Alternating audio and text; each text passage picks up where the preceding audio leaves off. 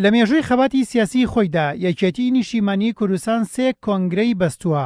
لەو کۆنگرانشدا سەر لە نوێ پەیڕە و پرۆگرامی یەکێتی و کاری داهاتووی ڕێکخراوەی ئەو حزبەی دیاری کردووە و چەندین گۆڕانکاری بنەڕەتی هاتۆتە ئاراوە. کۆنگرا بەرزترین دەسەڵاتە لە ناو یەکێتیدا و بەپێی پەیڕەوی ناوخۆی یەکێتی کە لە کۆنگری سێمدا پەسەند کراوە.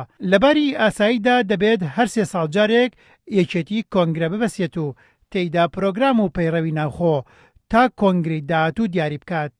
لە کۆنگرەدا ئەندامانی کۆمیتەی سەرکردایەتی یەکێتی و جێگرەکان هەڵدەبژێرێن و هاوکات پۆستی سکرتێری گشتی یەکێتیش هەر لە کۆنگرەدا یەکلایی دەکرێتەوە و دەسەڵاتەکانیشی هەر لە کۆنگرەدا پێدەدرێت.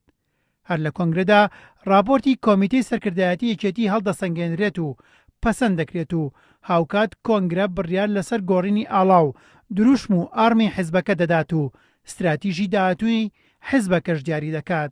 یەکێتی یەکەمین کۆنگرەی خۆی لە ڕۆژی 27 کانونی دووەمی ساڵی 1992 دا بەستووە و تیایدا جەختی لە ئامانجە گشتی و سیاسەتەکانی خۆی بۆ داهاتوو کردوێتەوە و ڕایگەاندووە یەکێتی ڕێکخراوێکی سۆسیال دیموکراتە و لە پێناو دیموکراسی و ئازادی و یەکسانی و دژی دیکتاتۆریەت و پێشێلکردنی مافی مرۆڤ بۆ بەدەستهێنانی مافی چارەی خۆنووسین و ئاشتی و تەبایی تێدەکۆشێت. کۆنگرەی دووەم یەکێتی لە 30 کانونی دووەم تاکو و 5 شوباتی 2001 بەسراو.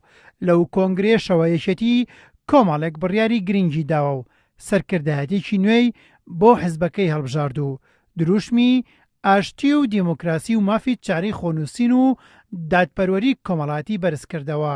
دوایمین کۆنگرەی یەکێتیش لە ساڵی 2002 لە ڕۆژیەکی حوزەیران تاوەکو 14 حوزەیران بە دروشمی بەرەو گۆڕانکاری یەکێتی و چەسپاندنی یەکێتی ناویەکێتی سازکرا و تیایدا کۆمەڵێک گۆڕانکاری بنەڕەتی لەسەر کاری ڕێکخراوەی و ئەندامانی مەکتەبی سیاسی و سەرکردایەتی کرا.